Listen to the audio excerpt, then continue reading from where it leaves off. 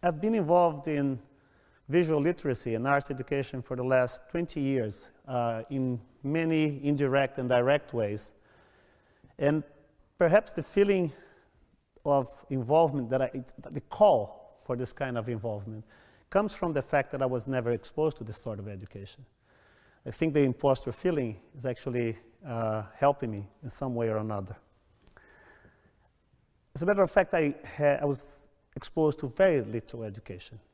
As it was mentioned before, my parents were very poor. My father worked his entire life as a waiter, and my mother was a switchboard operator at the local phone company. Because they both worked during the day, I had to stay with my grandmother. I'm going to tell you the story now of my non-educational development before we get to the subject of this lecture.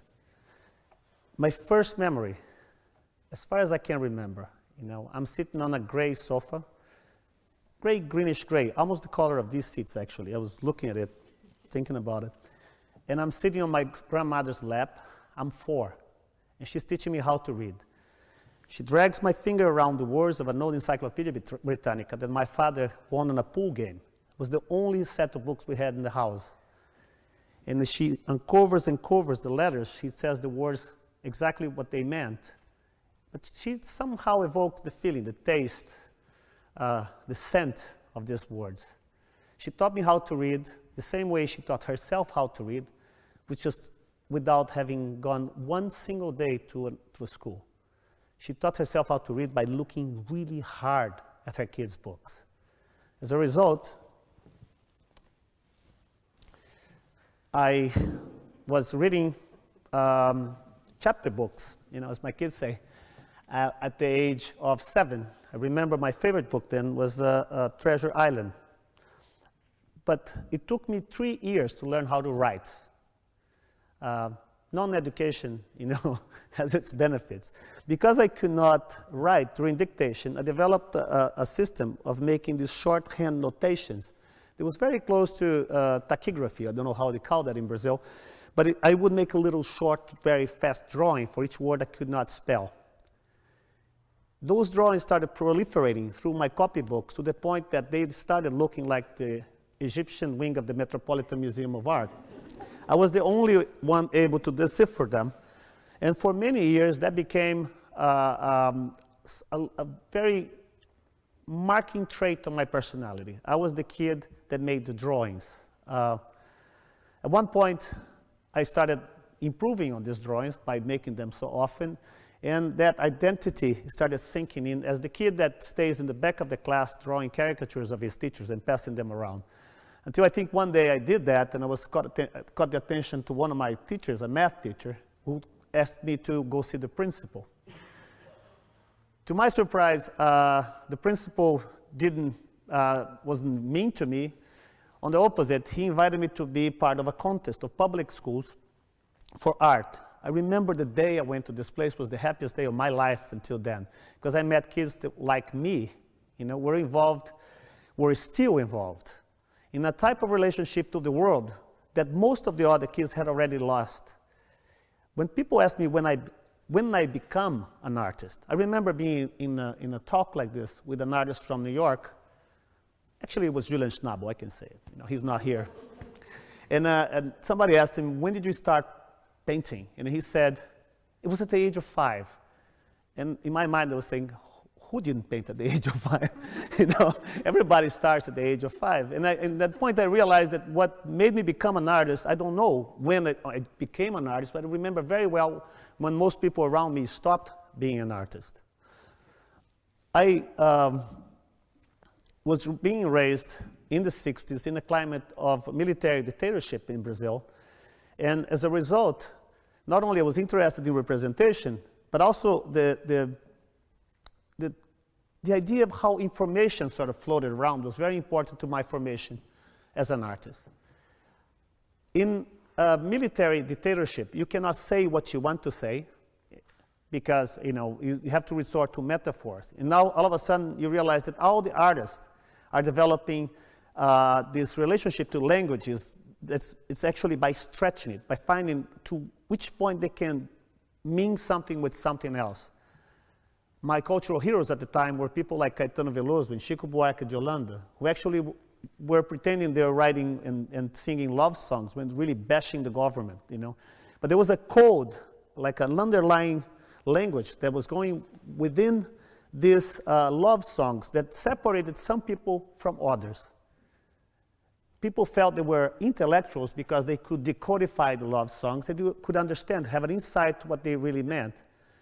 Immediately after that, makes you think about studying more, about understanding the history, and all of a sudden, I called myself an intellectual. The other trait of a military dictatorship is that all the information that comes to you has to be, you have to scrutinize it. You have to know what it means. You have to know what it's coming from, what's really doing it. And you become cynical. These two things, cynicism and a resort to metaphors, I think informed my drawing, informed my interest in representation, and led me to study representation a little bit farther than just its execution. I'll say that, when I went to this contest, going a little bit back, I won a scholarship to learn academic drawing in a private school in São Paulo. I was 14 years old. Imagine a 14-year-old spending the entire afternoon drawing naked people. I didn't miss one class. And I became very proficient. But soon after, I reached, there's a curve in drawing learning. By the time I felt that I was at the top of my game, I started thinking about what was a drawing. How did people understand something within a picture? I tried to understand its history, but most, I was talking to Elena about, I developed a keen interest in psychology. There was a book, probably the only book that dealt with this subject in the library, was a book by a Princeton scholar called James Jerome Gibson. And it was a study commissioned by the Air Force in trying to improve the interface between pilot and machine for the newly developed jet planes. In this book, he talks about the entire body as a perceptual device. That was fascinating to me, because I really thought of that the whole time I was drawing, because drawing is a passive activity. And I kept thinking of how could I, take advantage of that with my entire body. And I started taking theater at the time. I tried the school of advertising at the University of São Paulo twice, and I was a very good student. And I could not enter it for 2 consecutive years. And as a result, I settled for a half scholarship at the FAP, is another private school, for advertising. I thought with advertising I could use drawing, representation, psychology. But I really wanted to do was I wanted to airbrush naked people on ice cubes and sell it on whiskey commercials. It was a big thing called subliminal seduction. It was that actually got me into advertising. But soon I realized that I didn't want to sell whiskey. I wanted to sell ice cubes. There was something about it that still wasn't fulfilling. I was not,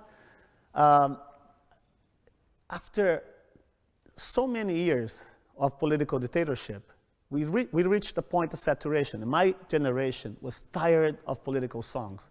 We couldn't listen to another song by Joan Baez. It was like everything, it was like enough. There was a guy named Geraldo Vandré at that time. I could not listen to his song. It made me uneasy. And my entire generation were, I would say, we're a generation of well-informed dilettantes who, instead of following with the program of absorbing politics and try to respond to it, really started downplaying the value of our opinions and started studying very carefully the mechanics of representation. Because we realized that was by understanding things better or making people understand things better that we'll create more discernment, better judgment. And this would be our way to influence politics. As it was mentioned, I left Brazil with that incident that I got shot in the leg, and I arrived fresh in New York to a career in theater. Thinking about that the theater would offer me the same pleasure, the circus-like excitement of the experimental theater was doing in Brazil. To my surprise, the avant-garde in New York was coming directly from punk.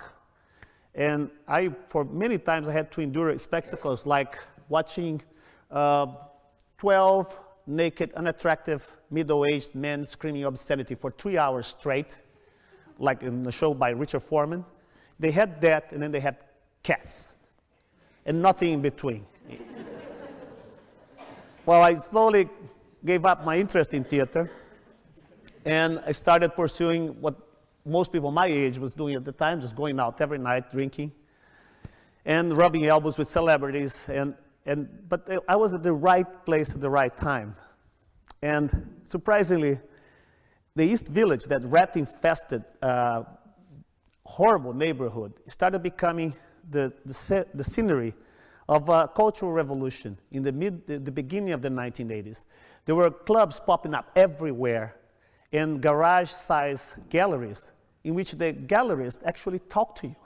Can you believe that? They would be like the Indian restaurant people that would just say, papadum, come in, There would be people, there was a dialogue going on, and it was a scene that was absolutely amazing. I remember started having a relationship to gallerists and to going to openings, but there was that moment that I think, and it's a very important moment. I think everybody has to be be very attentive to this. There's a moment in your history when you realize that your generation stopped being a simple consumer of culture, and the tide started changing. And your generation is producing culture based on everything that you ever lived, all the books that you read, the TV programs, the songs that you heard. And it was in the East Village that I started encountering art that reflected my sensibility as a media consumer. Nobody had to explain to me what Cindy Sherman was all about, what Jeff Koons was doing. Besides, a lot of people was actually acknowledging the effects of media in the conscience of the world. That generation, by looking at the art of that generation, I understood my own confusion. I was probably the first generation of individuals who were raised on the spectrum of television, And by the time I was 20-something, I could not differentiate a dream from a book, from a novel, from a film, from a TV program. It was all a mess in my head. And the art of these people was about trying to find a precise point of interfacing between the world of media and their immediate experience. I thought of becoming an artist right then. And I rented a studio in the Bronx. I painted white. I found a really cool modern chair in the garbage. I put it there, and I said, now I'm going to do some art. I sat down on the chair, come. And it took a while for it to come. Making art is actually becoming a filter in which you just collect the history of your time, and these residues may become the works that you're going to leave for posterity. The wider the filter, the more you collect, the more superficial sometimes your art becomes, but that's not a problem. I thought that I have students sometimes that they are like 17, and then you ask them, what's your work about? They say, oh, it's primarily autobiographical, and I say, why don't you go live a little bit before you can tell a story of your life? I hadn't lived enough, but my experience with art, with things, were primarily filtered through my understanding of media, or my curiosity about media. Advertising is fascinating, and I foster an amazing respect for commercial artists, I think people like Paul Rand are as important in the history of the 20th century as Warhol. I think there is a design that plays an immense influence in the way we see and we interact with the world around us. I thought maybe I could do, I felt at ease to do something that had something to do with advertising. In advertising, you give shape, color, identity to gels, to powders, to liquids, and nothing else. You can create something out of nothing. I thought about, making objects that had identity crisis. And I was a bit of a museum rat. And when I go to the museum, I come from a culture that is opposite to here, where like young trees that are 200 years old. You know, in Brazil, the oldest artifacts that you find around you, they're like from the 50s. You know, like it's like, oh, it's very old. It's like 30 years old. It's from the 60s. You know, so I thought the first work I did is a series called Relics. This is the clown school. It's a remnant of a race of entertainers that roamed over South America a long time ago. This is the Ashanti joystick. You know, it's so old, it was made for Atari. The entire Encyclopedia Britannica book binding in a single volume for travel purposes. The pre-Columbian coffee maker. The Tupperware sarcophagus. The fetish, Disney fetish, and the half tombstone for people who are not dead yet.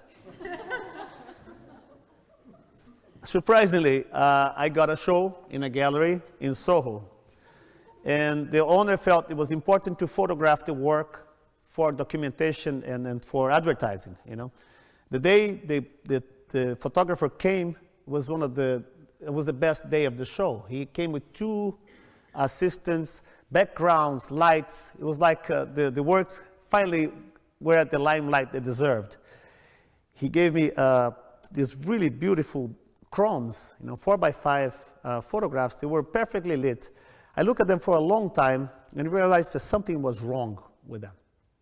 And to find out what was wrong, I bought, at the age of 27, my first camera was a bad camera. I loaded with the bad film, took pictures under bad light, took it to the bad developing place, and when I got the pictures, they were good.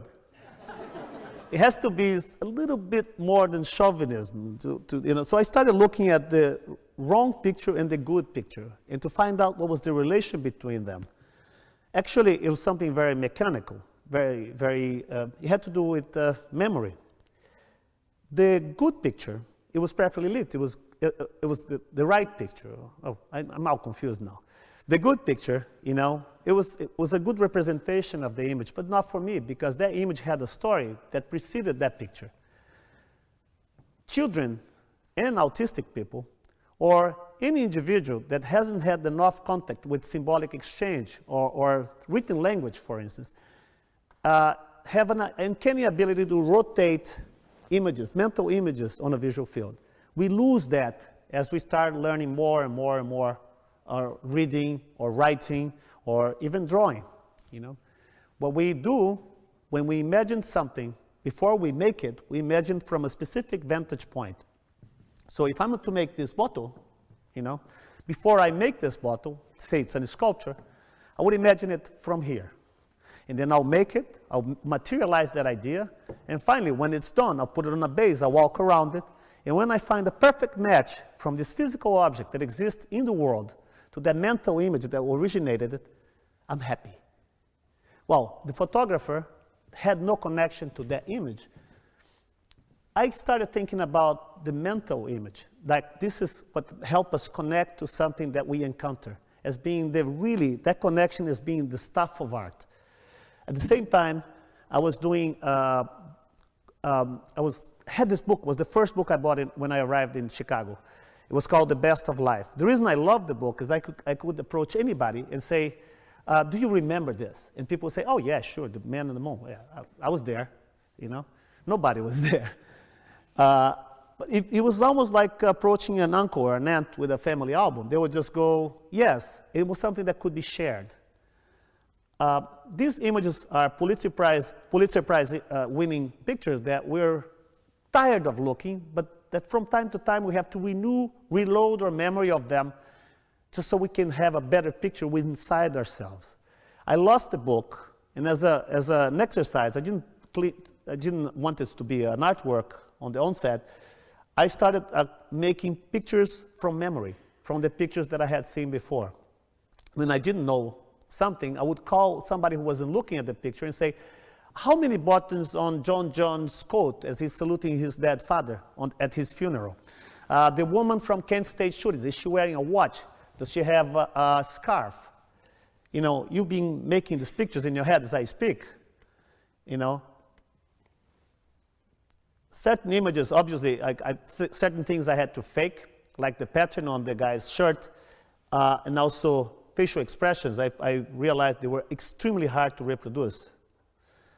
When I was offered the show for these pieces, I didn't want to show the drawings because they didn't look very good physically. And I had grown attached to them after working on them for 2 years. What I did, I photographed the drawings. I put the pictures of the drawings for sale, and I kept the drawings. It was a really good deal. When I photographed the drawings, I photographed them slightly out of focus to erase the markings of my hands. And when I printed them with the same half-tone dot pattern. It was the language in which I had seen these drawings for the first time. So it was another circle that was closed. When I showed this to people, during the exhibition, people were more tempted to question the quality of the printing than the veracity of these drawings. Because when you look at this, the important part is that the picture that's in your head and the picture that I made were met halfway. So you're looking at this picture, and you can sort of recognize, you can relate it to an event, something that really happened in the world, when this is what happened. That's the main reason why I never got sued by AP or Reuters or any of the images that hold copyright over these images, because they're extremely different, you know. But the fact that we had a meeting made me aware of something really absolutely amazing, magical, that art, it's not something that you can make it yourself. You need an spectator, you need a viewer, you need an audience, and it's a collaboration. We have this tendency to see things in things. We want to see it. We want to transform the entire world around us in language. And proof of that, when we look at clouds, we always see things in clouds, things we know. I wanted to make people aware of that power. One other thing that I discovered that in photography, you know, if you look at this, for instance, you see a guy in a kayak, a lump of cotton, and a cloud. But you can only see one of them at a time.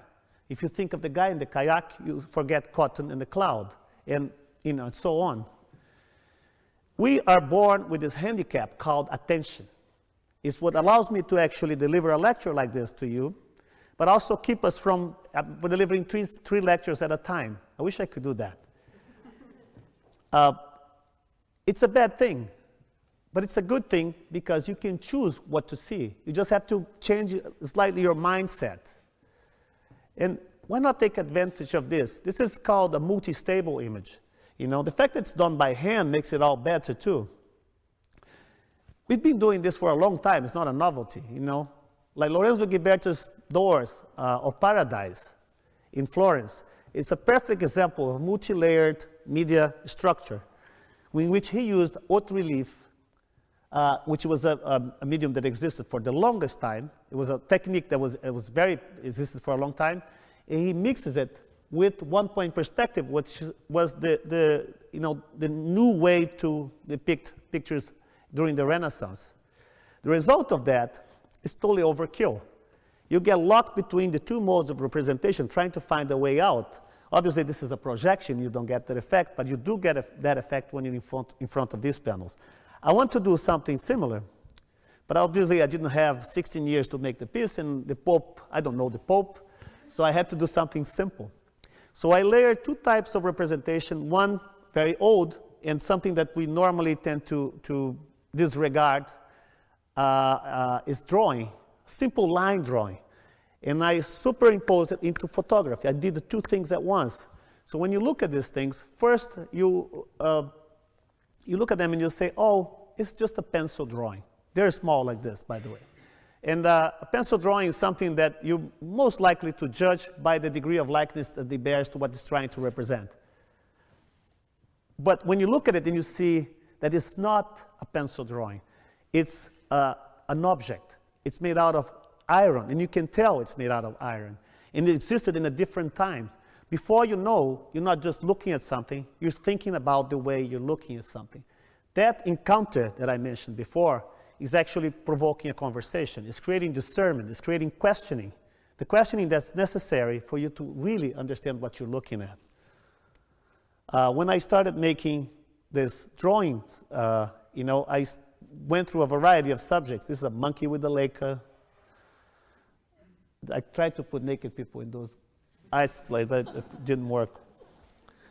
And I started trying to explore this in a range of subjects, you know.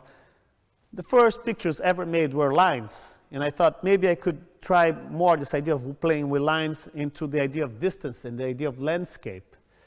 I used to fly kites when I was a kid, and each spool of thread had 300 yards. That meant distance, and distance is something very important in the study of perspective.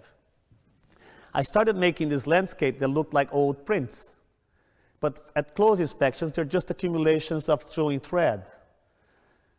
The topography versus the pictorial reading of the picture are very conflicting, and you have to solve your way through this mess. At this time, I also realized that I was making a picture that was made out of layers. You know, it's not something that could be assimilated readily. You had to sort of solve one hurdle and then go to the next and go to the next. And one new thing that appeared to me is that if I relied on the work of other artists before me, I would be extending that into art history. And that idea seemed very appealing. So I started working based on the work of other artists, in this case, is Gerhard Richter, which is also based on a Rembrandt. So the idea of standing in the shoulders of giants, you know, and the idea of schemata, the artists only make things because other artists that came before made it possible for them, became very clear. From lines and from my newly acquired familiarity with the medium of photography, I started working with the idea of dots. These pictures, called the Sugar Children, they have a lot to do with my playing with photography because they're crystals, you know, which basically a photograph is just silver crystals. And they're like very pointillistic, and they're done in negative. They also start something really important for me. I was after a recession in 1992, and when I started doing these pictures, I was about to get a job and stop working as an artist when I decided to take a vacation. I traded work for some vacations in the island of St. Kitts, and I spent 3 weeks playing with these children on the shores of this hotel in a black beach that was there. At the last day that I was there, the kids were wonderful. They took me to meet, one of the kids took me to meet the parents. And the parents, on the opposite, they were very wary, sad, tired people, humorless. When I came back to New York, I thought, how does these children become those grown-ups? And I realized sugar was taken from them, the sweetness. I was reading a poem by the Brazilian poet Ferreira Goulart, where he describes a little bit that road from sweetness to bitterness, you know, and he ends up with a very seminal phrase that it is with the bitter sugar of bitter lives that I sweeten my coffee in this marvelous morning in Ipanema. I remember thinking about that. I said, wow, I can draw with sugar, and I can add also the idea of taste to it. Drawing with sugar is easier than drawing with a pencil because you can just, we go like this. It actually tastes good. I gained a few pounds doing it. But also got me in touch with children, you know, the subject of children, of childhood, that's so dear to me, and it, you know, it has never left. For me, the most important thing is that we were talking that these pieces now, they are at the collections of the Metropolitan Museum, the Museum of Modern Art, the National Gallery, and they are the library in St. Kitts, where these kids came from. Taste, you know, add something to pictures, you know. I thought maybe, but not just sugar, that's too simple. I want to work with something that is a creation, not an industrial creation, but a cultural creation. Chocolate can mean many things. Chocolate means romance. It's a brown goo, and it means romance. It means, you know, guilt. It means a whole bunch of things. But you get something that's very complicated, and you try to make pictures of it. You can gauge the interference of these two elements. I was making, obviously, also the former pictures, you know, took a long time to make. These I had to make them in under 1 hour to be able to come up with a picture. Otherwise, they would dry, they'll become dull, and wouldn't work. So I would start from the upper left side of the picture and work my way to the lower right side many times until I got something that was satisfactory. I made people kissing each other with chocolate and people killing each other with chocolate. For me, it was a way to actually develop this relationship between the material and the image. And obviously, because I did them very quick, I could do lots of them and improve my research. You don't use elephants for genetic research. You use, fruit flies. It's pretty much like, then I did, Jackson Pollock doing his eschatological thing. Pictures of crowds were particularly appealing. And also the scale of the work started increasing. The idea of scale shift became very appealing because, I'm one of these people who go to museums to look at people. Sometimes it's a little spooks people out. People don't like that. But I sit around and I keep looking at the way that if they go by the left side, if they go by the right side. But I don't know if you notice that every time somebody goes to a museum, they walk towards a certain point. Let's say there's a landscape right here, right? Maybe a Ruisdale, beautiful landscape with a guy fishing, right? He walks all the way there, and they stop as if there's tape on the floor, and they go like this. It's perfectly natural to do this, because what they do by approaching and distancing themselves from the paintings, they're doing the two very important things that you have to think in art. First, they see a picture, something that was idealized. It came from an artist's fancy. It was a mental, it's something from the mind, okay? And then when they approach, they get to see what it's made of. It's just paint. Paint is very mundane. It's something that comes from animal oils, the earth. Pigments, most of them come from the earth. And they distance themselves, they see mind, and they see matter. In this back and forth, they can find precisely the moment when this one thing turns into another. That's the sublime in art. When we connect finally, or we sense the fine membrane that separates the world that we see through the limit of our senses to the world that's out there. Only art can do this. And it gives me I say that all the time, it still gives me goosebumps, because it is something that is really important. It's a way to connect from our human sense to something that we virtually ignore, but we can feel what it is. From substances, I thought of, I increased the size of my studio, and this is what a little bit my idea working with education comes along. By increasing the size of the studio, I realized that my work, the scale of my work was directly conditioned to the studio. And I realized that, I could go a little bit more than that. This is a toy soldier. I work with toys because toys is something, I find that art also is a metaphor with playing, which is very important. Once you deal with things that have no consequence, you're able to be more creative, and that can serve as models for more practical things. People should play more often.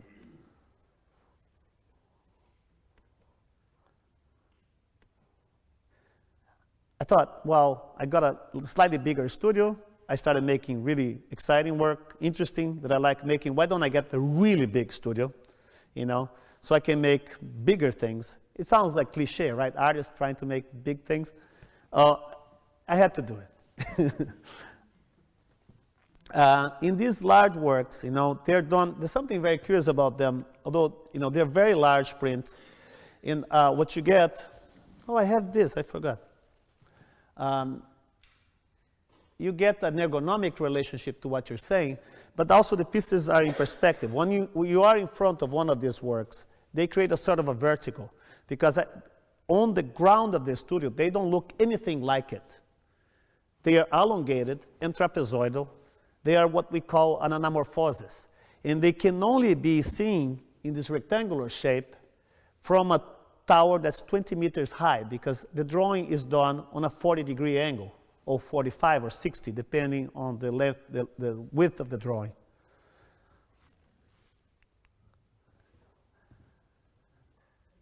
One thing that I did, I started working with mythology, because mythology offers you very clear moral messages. Everything is black and white. And as you notice that, the Saturn appears where there's no garbage. So it actually is not even a color picture when you come to think of their making or their process. It is just a high contrast picture. But the idea that the meaning emerges where there's no confusion. is very important to the conceptual makeup of these works.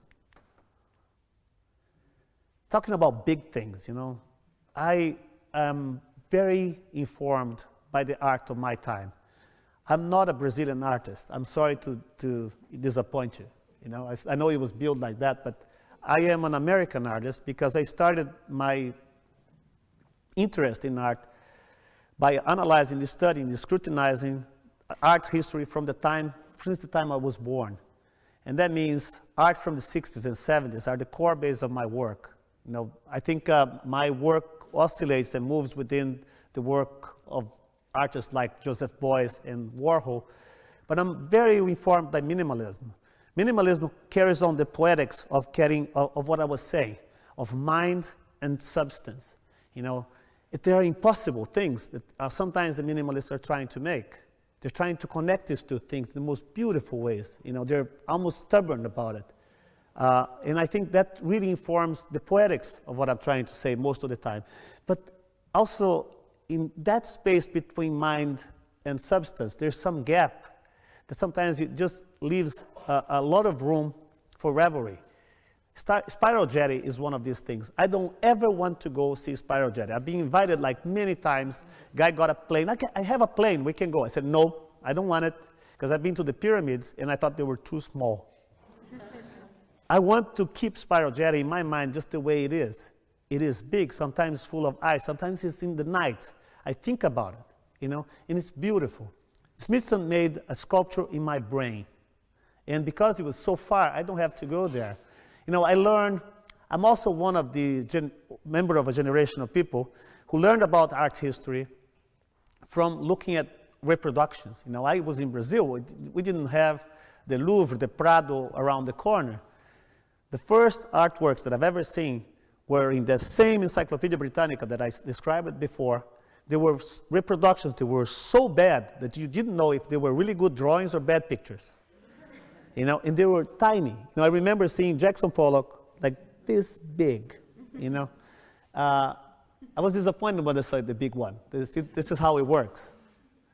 But I wanted to do something with this work. So I started making props in the studio, see if I could maybe create that relationship between the studio and the real thing, trying to mediate my relationship to this thing that existed only in my mind.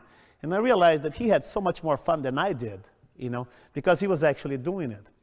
So for 6 years, I bugged a local mining company in Brazil to let me use their equipment and their grounds to make landworks. Obviously, I didn't want to make landworks like Smithson, because most of the art done by the land art projects of the 1970s and 1960s, they were geometric abstractions.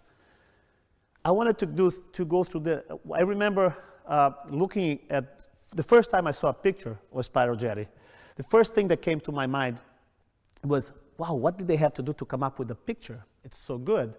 For me, in my mind of people dealing with things through reproductions, the whole land art movement was just a photographic movement. So what I did, I wanted to go to the trouble of making these enormous pictures. They were really stupid pictures, based on copyright-free images, like clip art that I found in a CD, and then photographing them from a helicopter.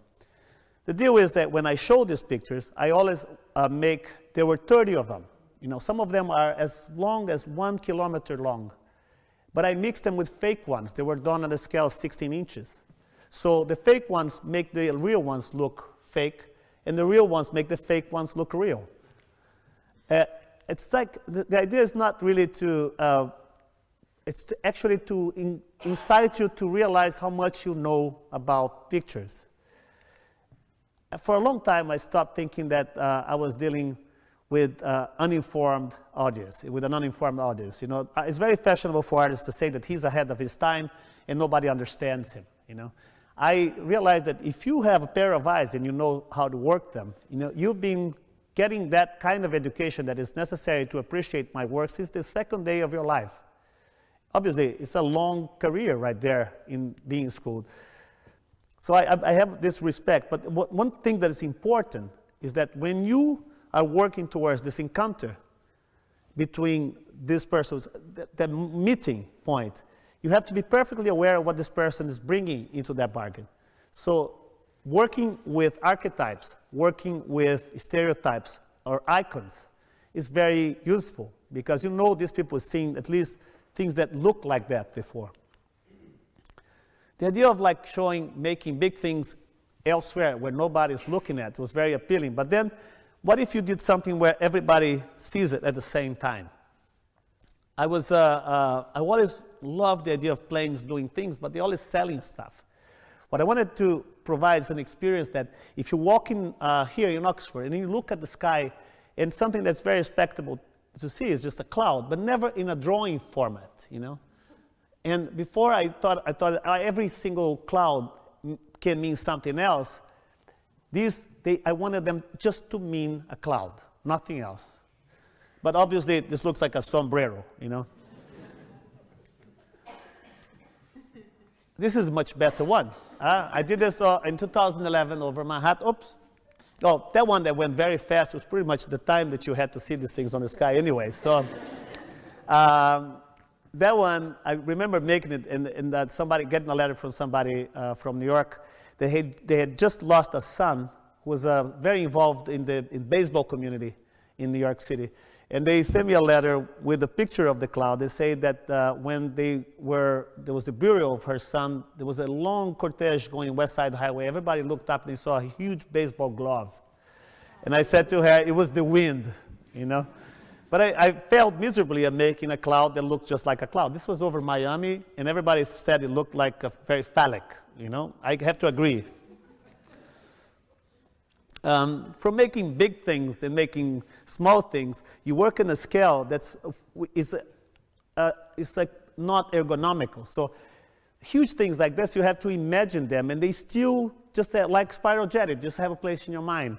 Small things are the same way. I've been doing a residence at MIT for the last 4 years, trying to develop things that are so unimaginably small. I work with that machine. I have no ways to know how it works, you know. It's called a fib, a focused eon beam.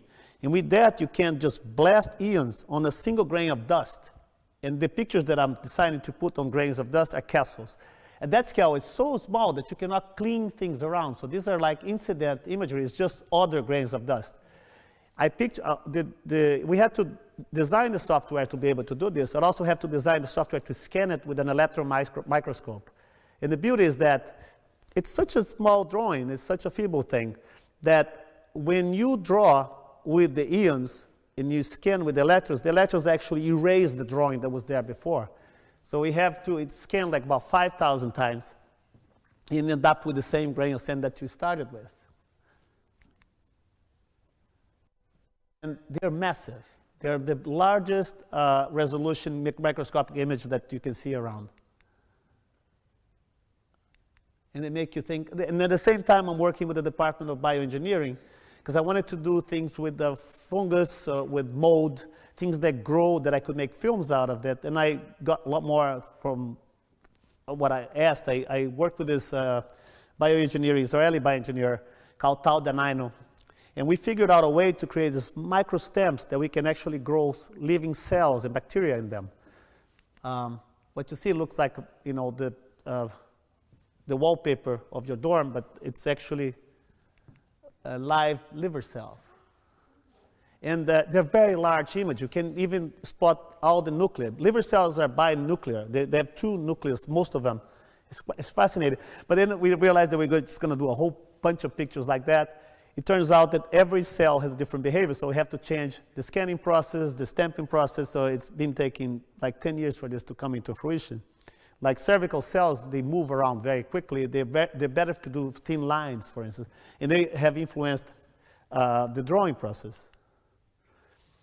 This is the beginning of one of these pieces. We got a circuit. I started with patterns, and then I'm branching out into different kinds of patterns, like circuit boards, traffic jams, and crowds. And we've been able to draw with neurons and many other things. This is a new series too, relatively new. It's like 4 years. It's called Pictures of Magazines. You know, before I used to do these things with an X-Acto knife on an airplane, but then they don't let me go with an X-Acto knife in an airplane anymore, so I have to rip it. I call it plain art, but you know, this, for me, these are based on, I've been looking at magazines, and when you look at magazines, before you find something that's worth reading or something that's you become more interested in, you scan the magazine, and you're looking, but all that scanning produces a kind of imagery, a kind of information that you don't have anywhere to put it. It just stays there. When I was doing the garbage pieces, I realized that, it was a very simple project. The meaning emerges from where the background, the garbage, isn't. But, this is not quite like we have it in our minds, I think if I have one ethical responsibility towards my audience, it is to show the world as it can be seen and imagined at this precise moment in time. And I'm always trying to get to that picture, that it is a translation of the way everybody's been to, a lot of people have been to Provence. They know that Mount Saint-Victoire is not the color that Cézanne painted it, but it was the way it could be seen at that particular time. I'm looking at this zebra, and it tells me a lot of things. It tells me that the pictures do not appear from nothing. They're not just stand in the ether of your brain. They always just emerge from a background of sheer confusion. And it's what you can recognize, what you can. And it's an enormous effort to focus on that picture, to keep it there for just a little bit before you can make anything worth thinking. At least my mind is like that. I'm very distracted. But that also the picture is just a composite of everything that you've seen, everything that was zebra-like or zebra-related. So when you look at this picture, you're looking at through the filter of every single zebra that you've ever seen in your entire life, and it's still hard to focus because the picture is composed of a myriad of little distractions that are non-zebra-like. Between the zebra and the non-zebra in ideas that you have, you can make this very, very fleeting, very evanescent picture that may or may not be a part of a more complex line of thinking.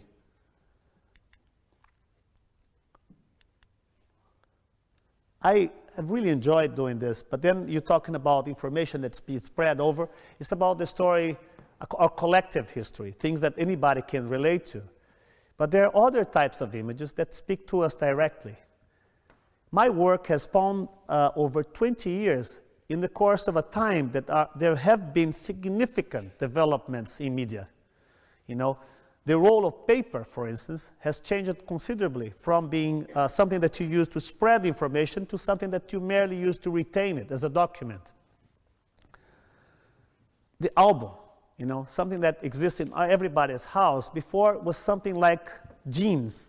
Families would give that to the following generation and they will be passed on, as if part of as a natural part of your cultural heritage. The thing is, in the last few years, with the advent of digital photography, I've been collecting personal pictures and albums for over 20 years. But I thought I could have money at one point to buy every single one of them that come into the market. I'm running out of money. Because in the past 5 years, there are loads of bulk images that come into eBay. And I'm still trying to buy all of them. Because I find these orphan images. Where are they going? But they deserve to go somewhere, and I can sort of host them. I don't have any more storage space, but I started thinking about, from the collection of albums, every single family album is very similar. You open it, and it starts with a baby picture. And from the baby picture, you get the bar mitzvah or the graduation or the first communion if you're Catholic, and it goes on to the first vacations, school, graduations, and it tells always the same story and ends at different times. These pictures that exist in everybody's albums, they are these stereotypical pictures.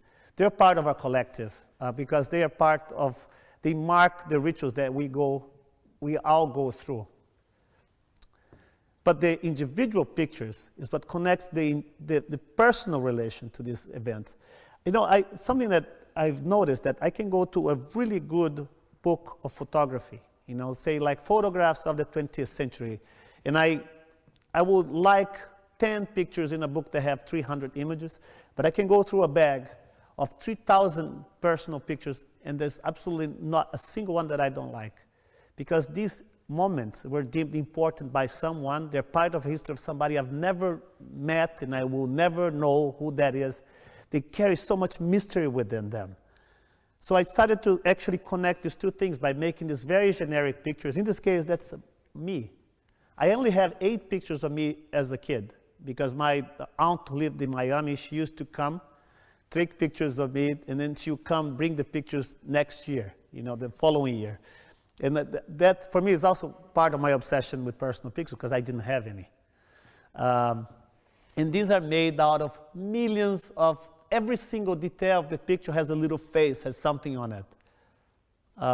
They're made out of millions of other pictures. It's very hard to see. So it's a series that actually closed in 3 days in New York, called Album. One of the hardest things for an artist, over the course of many decades, is actually to manage creative flows.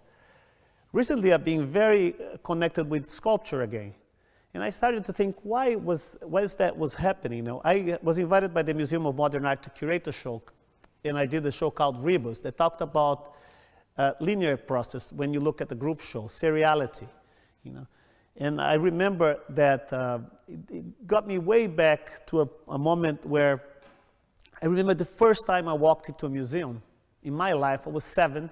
It was in that museum. It's the Museum of Art of São Paulo, an amazing museum created by Lina Bobardi. And Lina was very aware of the fact that if you see an exhibition that is like this, if you have the paintings linearly placed on the walls, you will see a complete different exhibition if you start from left to right than you start from right to left. Because there's a cumulative effect on each subsequent image that will create a sort of a phrase, a statement, This was my show, what Mama was about. And what she did, she actually put them all in glass panels and facing you. And it was a very beautiful greeting commission. You're coming, all the pictures of the museum are looking at you. And you could go this way, you could go this way, in a way that every time you visit the museum, you'll be visiting a different museum. You'll be going through a different narrative, a different story.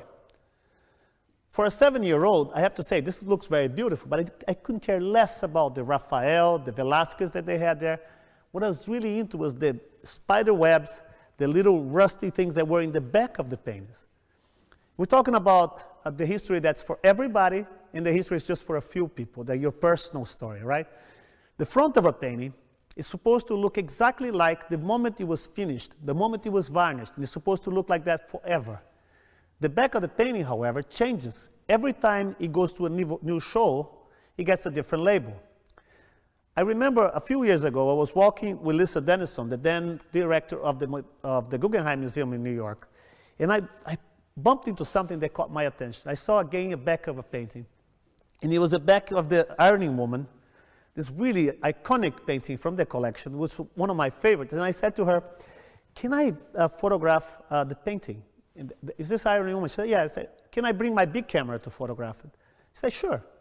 And I did it, and from then on, I started asking all the museums in New York and everywhere if I could document, measure, and scrutinize the backs of the painting. I didn't know what I wanted to do. Initially I thought I would make big pictures, but they turned out to be really boring. So what I did with time, I realized that I wanted to make sculptures. So what these are, they are perfect, but I'm saying they're not photographs, but they're photorealistic copies, life-size copies of the back of very important paintings, like this is Demoiselle d'Avignon. I asked Kirk Varnado at MoMA, and then I was so surprised. I said, yeah, sure, take it out, photograph it, And I realized that that probably was kicked at one point, that there's a man here. But you start realizing the painting from the other side, from the side of the photographer, the painter just saw it. I had to hire some really bad people, actually, to, forgers to make these labels. And we had to manufacture the hardware that was originally made to stretch the paintings. Now my collection of famous backs of paintings is up to 35 now. And I thought, again, I bugged the Louvre for 6 years until they let me do the same to the Mona Lisa. I'm very happy, you see, I got there. The Mona Lisa leaves its wall the first Monday of November every year, and in that day, not even security, not maintenance, nothing is allowed inside the museum, only people who carry this little badge. And I photographed it and worked for a year and a half with a group of conservators from the Uffizi, which actually are the people who care for its maintenance, into making a perfect version of it. It was cracked in the 18th century, and it was repaired with a butterfly joint. And they made for it this band of electronics that if somehow a millimeter of this is a little bit open, you know, some guy is going to get an SMS, who's going to go there and try to fix it.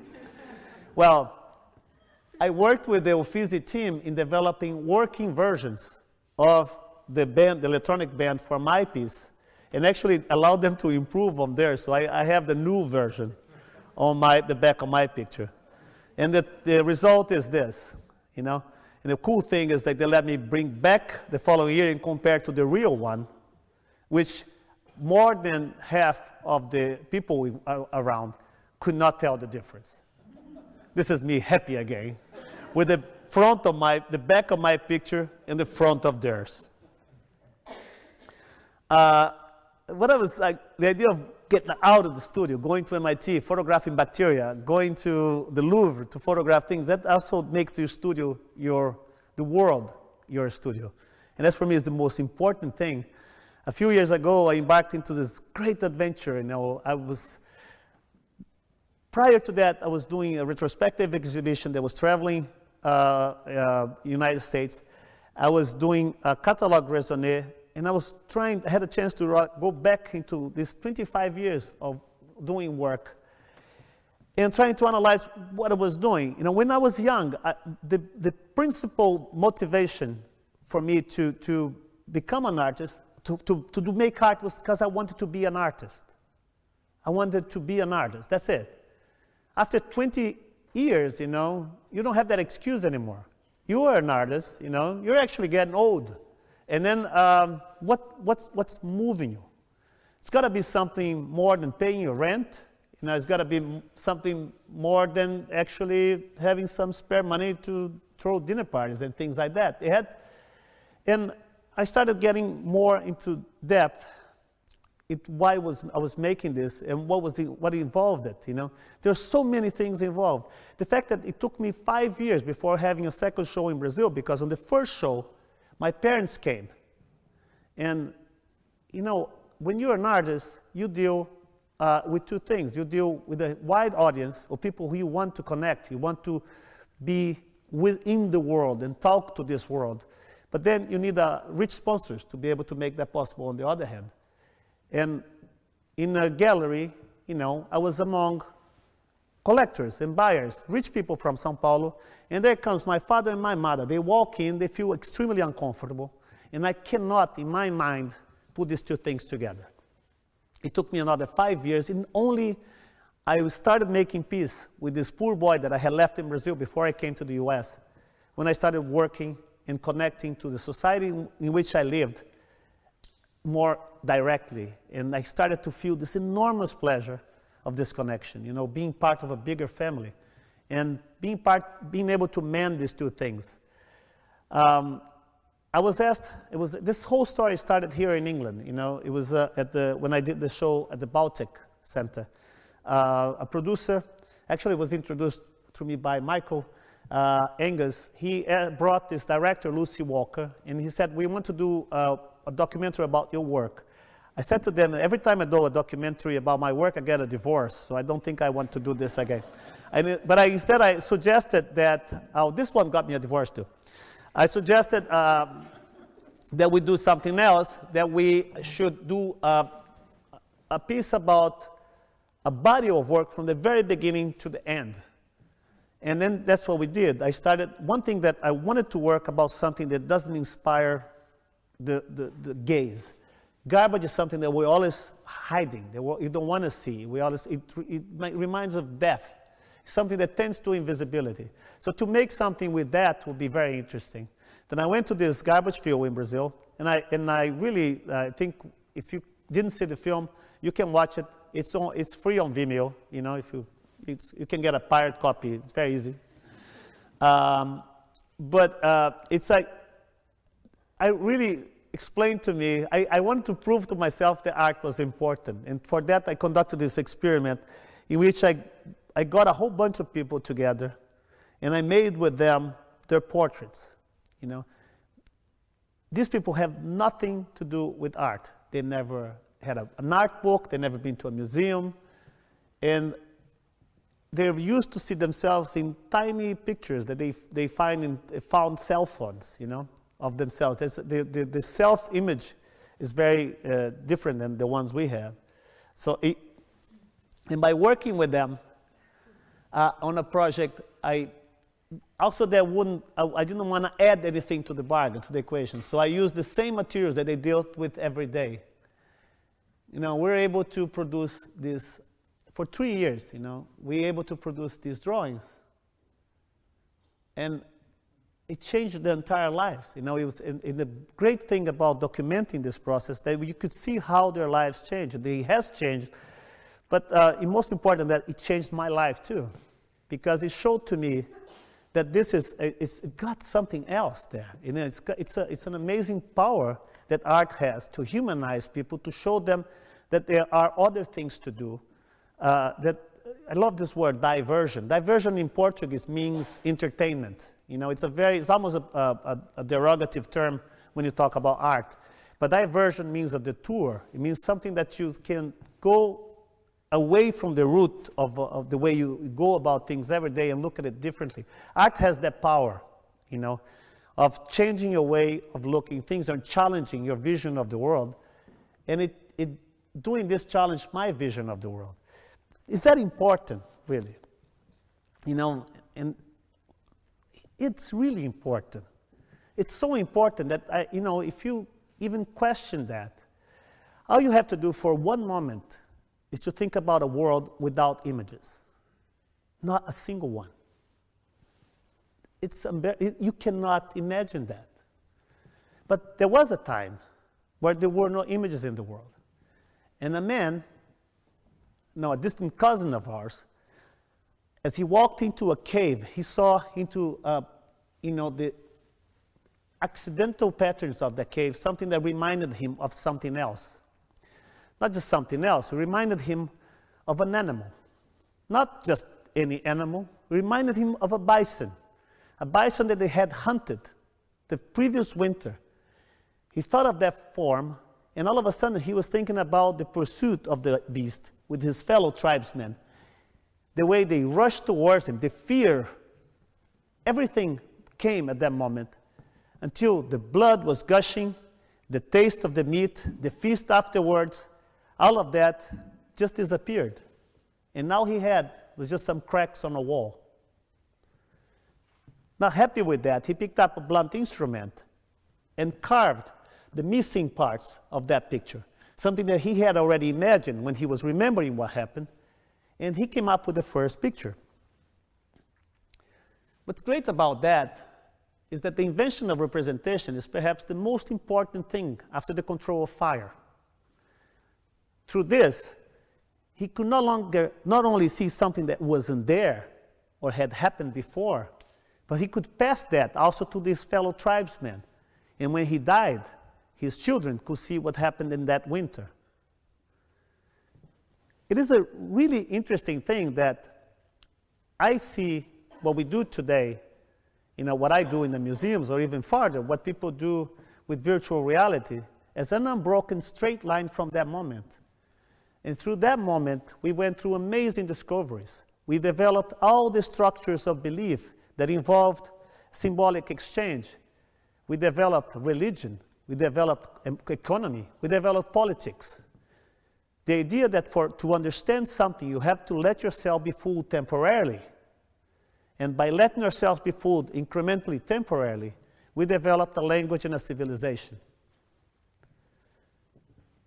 It's an interesting thing that from that moment to now, there is this unbroken link. But not quite so. Around the early 90s, very powerful technologies, image technologies, have made a dent on that narrative, by allowing us to cross the threshold of visual convention.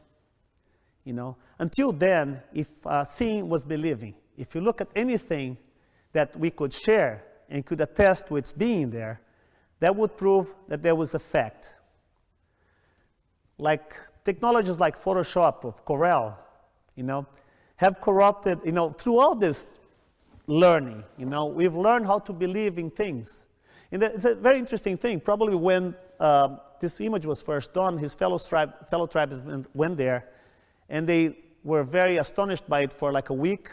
Next week, they would just go there and say, it's just a crack on a wall with some marks. And then he said, let's add a little color. Or let's add a little shadow. And that's what's the story of the development of representation is just this constant race between technology and cynicism. It's always a little bit ahead, to the point that technology really made its, the whole project of the representation sort of came to a sort of a closing, because we've been able to produce representation so powerful, so convincing, that we've lost the link to that thing that happened. That winter, that bison, the taste of the meat. It's interesting that if I can point a culprit to all of this, it's probably photography. If the implications of that are very serious. We've learned how to believe, and we've learned how to sedimentary layer these structures of belief until now. I see a lot of people changing their profile pictures on Facebook. They're erasing the pimples, the wrinkles. And 60 years from now, they're going to look just like what they look today. And they're going to ask, what? What happened?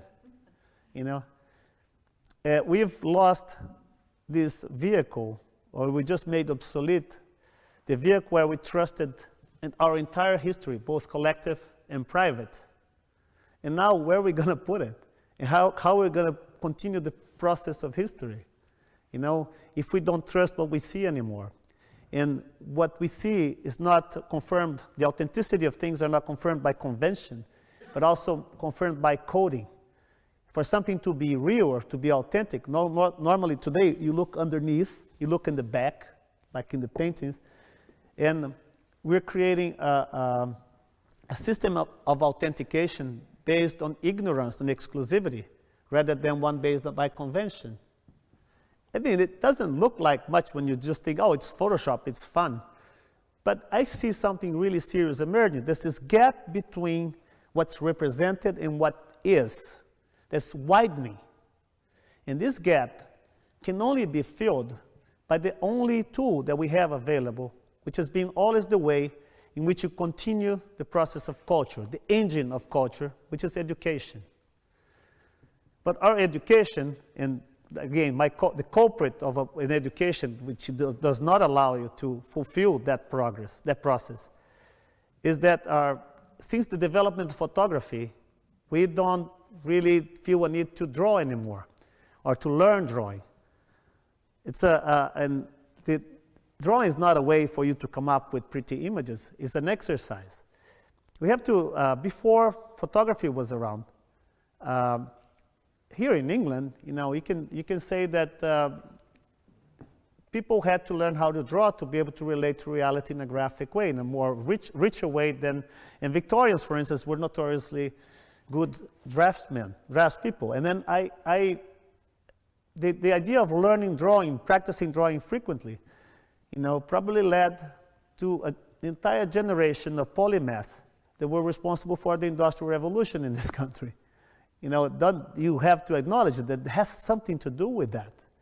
They had worked the right side of the brain to such extent that they could make wild associations. They have an amazing associative power. I've been involved in education, in arts education. I've seen that happening.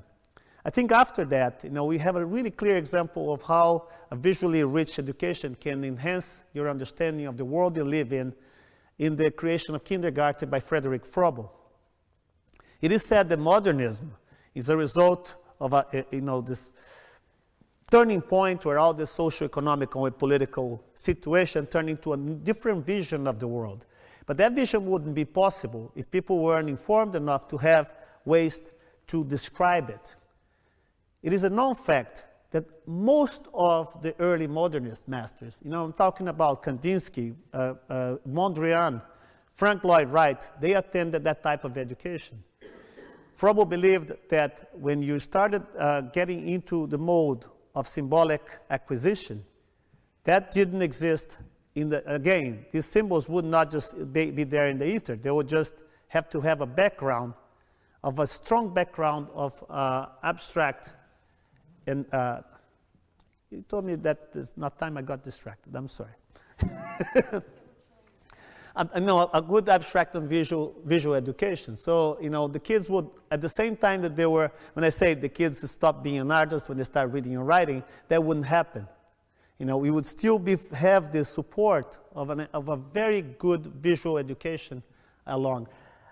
It's thinking about that I think we're going to have in the future, by not having the comfort of a medium that can really represent everything that goes on in our lives. We have to understand what images are a little better. In the last 20 years, our world has changed enormously, and our perception of it has followed it. But our education has done nothing to follow that progress. I'm doing a school in Brazil that's based on the two types of anxieties that children have today. During the Industrial Revolution, public education was developed in this country and in the US to provide the workforce with technocrats, bureaucrats, and soldiers. With that function become obsolete with time, today I see that our education is just, making consumers. Well, why do these children consume? They consume images, which is a prevailing environment that's around us, and they consume technology. And they learn to be passive about it.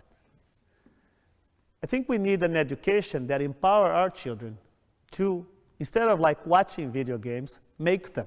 There's a lot of really amazing efforts on that end. And instead of watching cartoons, make cartoons. Instead of looking at the drawings, make them. Become actors in this world that they so much long to participate in. In the last 5 years, with the prospect of making this school that I'm making in this favela in Brazil, I've been bumping into amazingly creative people in great educational efforts that are proliferating. I'm not the only one thinking about this, but I find it very hard to consolidate these things into one discourse. And this is what I'm trying to come up with. If you have any ideas, I'd love to hear. But more than that, this is the story of somebody who had no artistic education. And he's talking about artistic education out of not of my need. I don't think if I had an artistic education, formal artistic education, I would be a better artist or I would be an artist. Probably I wouldn't be an artist at all. But in my involvement, with this discipline, I went to a meeting a few years ago where they were giving a prize to a teacher. And this teacher was an amazing arts educator. She got a first prize in New York. And the first thing she did, she showed a huge bruise in her arm. She said, I got this today. And then she went on to say, I've been teaching art for the last 25 years. And I never, in these 25 years, formed a single important artist.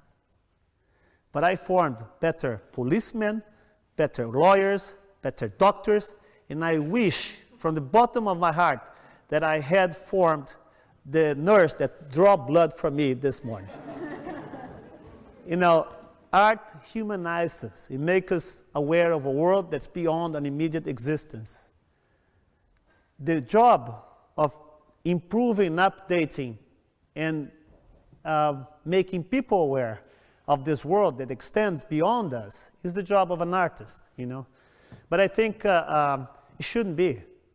Otherwise art would turn into some boring didacticism, as I'm probably boring you by now by talking so much.